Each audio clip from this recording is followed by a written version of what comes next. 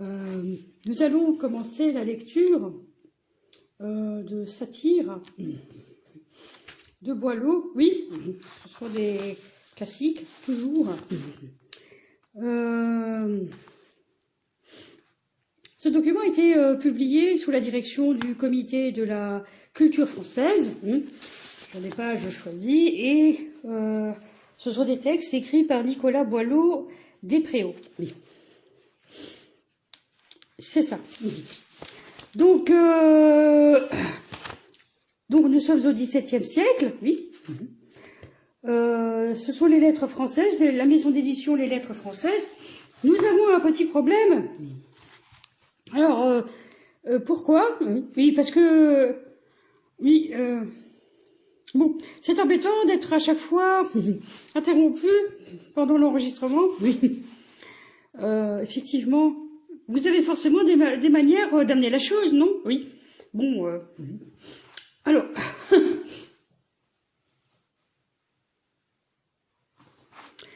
Donc, 1677 pour le texte. Donc, ce texte est divisé en épîtres. Oui.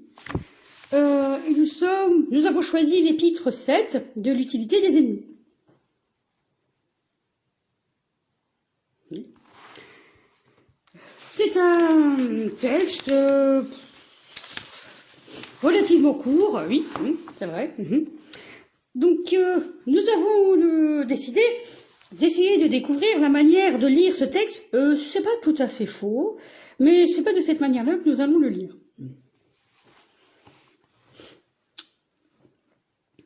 Nous commençons, oui. Faut-il encore présenter? Non, non, pas du tout. L'auteur? Non, pas du tout.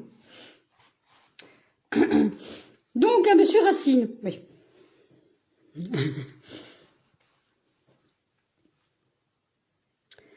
Que tu sais bien, Racine, à l'aide d'un acteur, émouvoir, étonner, ravir un spectateur. Jamais Iphigénie, en Aulide, immolée, n'a coûté tant de pleurs à la Grèce assemblée. Que dans leur spectacle, à nos yeux étalés, en a fait sous son nom versé la Champmêlée. Ne crois pas, toutefois, par tes savants ouvrages, entraînant tous les cœurs, gagner tous les suffrages. Tous les suffrages, sitôt que d'Apollon, un génie, il y avait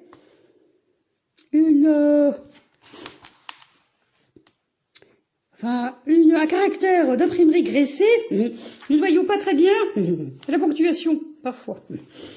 C'est très bien. Sitôt que d'Apollon, un génie inspiré, trouve loin du vulgaire un chemin ignoré. Pourquoi est-ce qu'il s'arrête alors? Ça a toujours été comme ça, et c'est très embêtant, effectivement.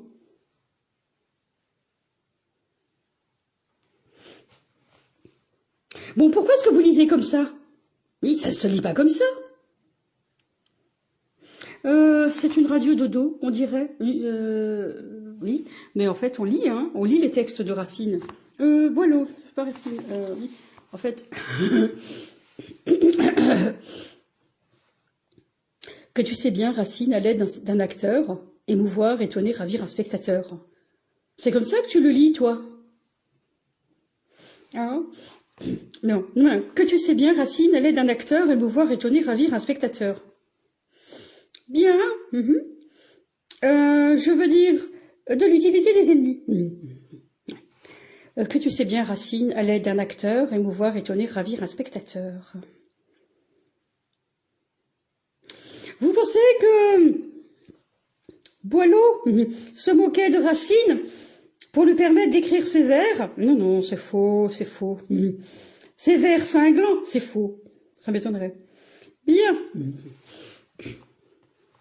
Que tu sais bien, Racine, à l'aide d'un acteur, émouvoir, étonner, ravir un spectateur. Jamais Iphigénie, en Aulide, immolée. Vous êtes orthorexique de la lecture? Nous avons découvert l'orthorexie, il faut le rappeler. Donc par l'alimentation, notamment, oui. Mais nous trouvons qu'il y a le même phénomène qui s'applique à des choses comme la lecture. Ces personnes, décidément, se sentent exposées quand elles lisent ce texte. Est-ce qu'elles se sentent honteuses de lire un texte classique de la littérature française? Dans tous les cas, elles le font. Elles ont l'air d'être très gênées de devoir le lire.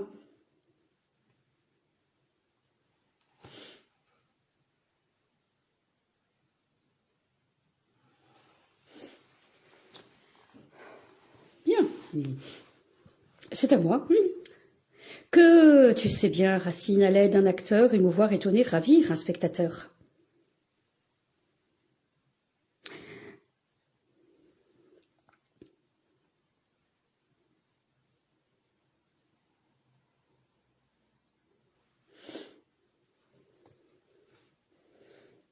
Et, vous faites la représentation d'une intelligence artificielle? Une lecture par un robot? Non, c'est pas ça. Oh. Ça se lit plutôt comme ça. Que tu sais bien, Racine, à l'aide d'un acteur, émouvoir, étonner, ravir un spectateur. Bien. Qui est comme ça chez vous dans le groupe? Nous, que tu sais bien, Racine, à l'aide d'un acteur, émouvoir, étonner, ravir un spectateur. Pas du tout. C'est que tu sais bien, Racine, à l'aide d'un acteur, émouvoir, étonner, ravir un spectateur.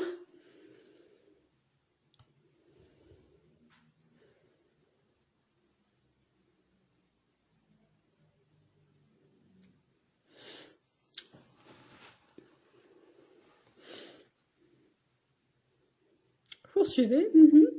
Jamais Iphigénie en Olide immolée n'a coûté tant de pleurs à la Grèce assemblée, que dans l'heureux spectacle à nos yeux étalés en a fait sous son nom versé la chambellée.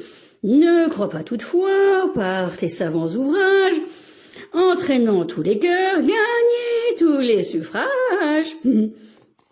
Sitôt que d'Apollon, un génie inspiré, trouve loin du vulgaire un chemin ignoré.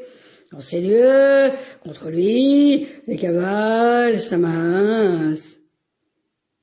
Ses rivaux obscurcis autour de lui croissent, et son trop de lumière, importunant les yeux de ses propres amis, lui fait des envieux. La mort seule ici-bas, en terminant sa vie, peut calmer sur son nom l'injustice et l'envie, faire au poids du bon sens peser tous ses écrits, et donner à ses vers leur légitime prix.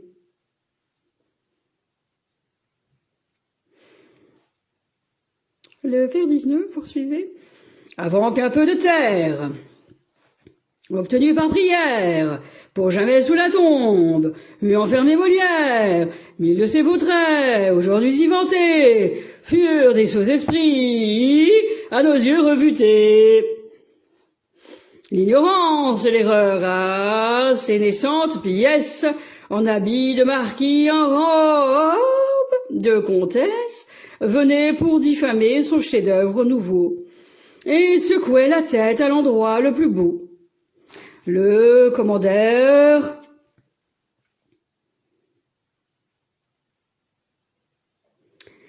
voulait la scène plus exacte. Le vicomte indigné certain ce contact. L'un défenseur zélé des bigots mis en jeu, pour prix de ses bons mots, le condamnait au feu.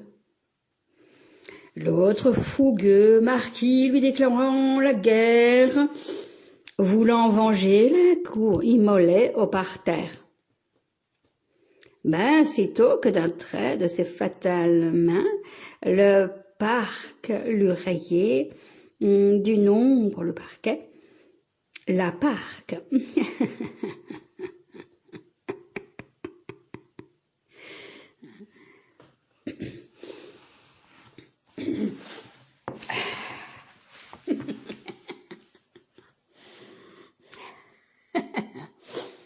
La parque l'eut rayé du nombre des humains. On reconnut le prix de sa muse éclipsée, l'aimable comédie avec lui terrassée, En vain d'un coup si rude espéra revenir, et sur ses brodequins ne put plus se tenir. Tel fut chez nous le sort du théâtre comique. Toi donc, vers 40, reprenons.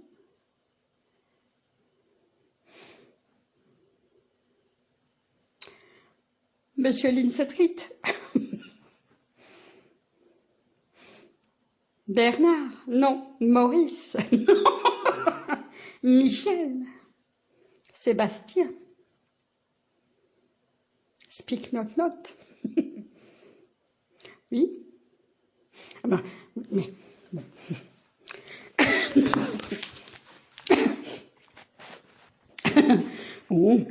On reconnut, on reconnut le prix de sa muse éclipsée.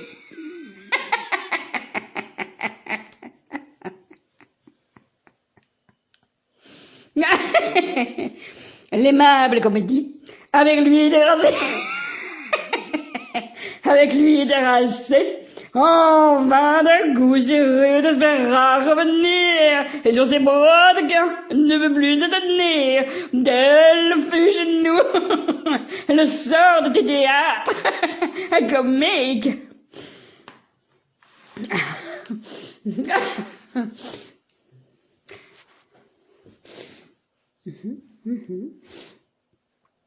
Vers 40, oui. Toi donc, est-elle vent sur la scène tragique, suis les pas de Sophocle, et seul de tant d'esprit, de Corneille vieilli, s'est consolé Paris. Cesse de t'étonner si l'envie animée, attachant à ton nom, sa rouille envenimée, la calomnie en main, la calomnie en main, quelquefois te poursuit, et cela comme en tout le ciel qui nous conduit, Racine, fait briller sa profonde sagesse. Le mérite au repos, le mérite en repos s'endort dans la paresse, mais par les envieux, un génie excité.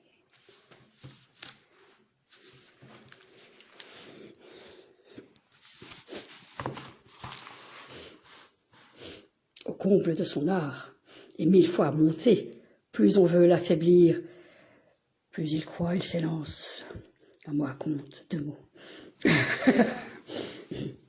Au Cid, persécuté, Cinna doit sa naissance, et peut-être ta plume au censeur de Pyrrhus doit les plus nobles traits dont tu peignis Parus. Moi-même, dont la gloire est si moins répandue, des pâles envieux ne blessent point la vue. Ah, des pâles envieux ne blessent point la vue, mais qu'une humeur trop libre, un esprit peu soumis, de bonne humeur a pourvu d'utile ennemi. Je dois plus à leur haine, il faut que je l'avoue.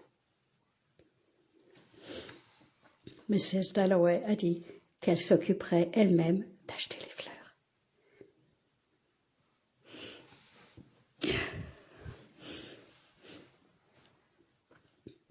Moi-même, dont la gloire est si moins répandue, des pâles envieux ne blessent point les vues, mais qu'une humeur trop libre, un esprit peu soumis, de bonheur a pourvu d'utile ennemi.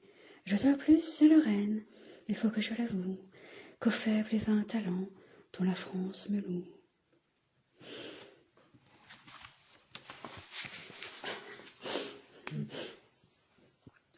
Ah, c'était bien, c'est bien.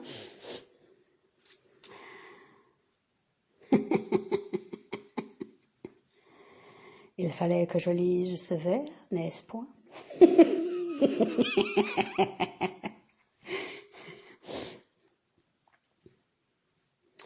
Leur venin qui sur moi brûle de s'épancher, tous les jours en marchant m'empêche de broncher. Je songe à chaque trait que ma plume hasarde, que d'un œil dangereux leurs troupes me regardent. Je sais sur leurs avis corriger mes erreurs, et je mets à profit leur maligne fureur, sitôt que sur un vice, ils pensent me confondre, c'est en me guérissant que je sais leur répondre, et plus en criminel ils pensent m'ériger. Plus croissant en vertu, je songe à me venger. Imite mon exemple. Et lorsqu'une cabale, un flot de 20 auteurs, follement te ravale, profite de leur haine et de leur mauvais sens, rit du bruit passager, de leurs cris impuissants. Que peut encore tes vers, une ignorance vaine? Le Parnasse français, ennobli par ta veine. Contre tous ces complots saura te maintenir, soulever pour toi l'équitable avenir. Et qui, voyant un jour la douleur vertueuse de Phèdre, malgré soi perfide, incestueuse, d'un si noble travail justement étonné, ne bénira d'abord le siècle fortuné, qui, rendu plus fameux par ses illustres veilles, vit naître sous ta main ces pompeuses merveilles. Cependant, laisse ici gronder quelques censeurs, qu'écrissent de tes vers les charmantes douceurs, et qu'importe à nos vers que Périn les admire. Que l'auteur de Jonas s'empresse pour les lire, qu'il charme de Senlis le poète idiot, ou le sec traducteur du français d'Amiot, pourvu qu'avec éclat leur rime débitée soit du peuple, des grands, des provinces goûtées, pourvu qu'ils puissent plaire au plus puissant des trois, des rois, qu'à Chantilly, Condé les souffre quelquefois, qu'Enghien en soit touché, que Colbert et Vivonne, que La Rochefoucauld, Marzillac et Pomponne, et 1000 autres qu'ici, je ne puis faire entrer, à leurs traits délicats se laissent pénétrer. Et plus au ciel encore, pour couronner l'ouvrage que Montausier voulut leur donner son suffrage. C'est à de tels lecteurs que j'offre mes écrits, mais pour un tas grossier de frivoles esprits, admirateurs zélés de toute œuvre insipide, que non loin de la place où Brioché préside, sans chercher dans les vers ni cadence ni son, il s'en aille admirer le savoir de Pradon.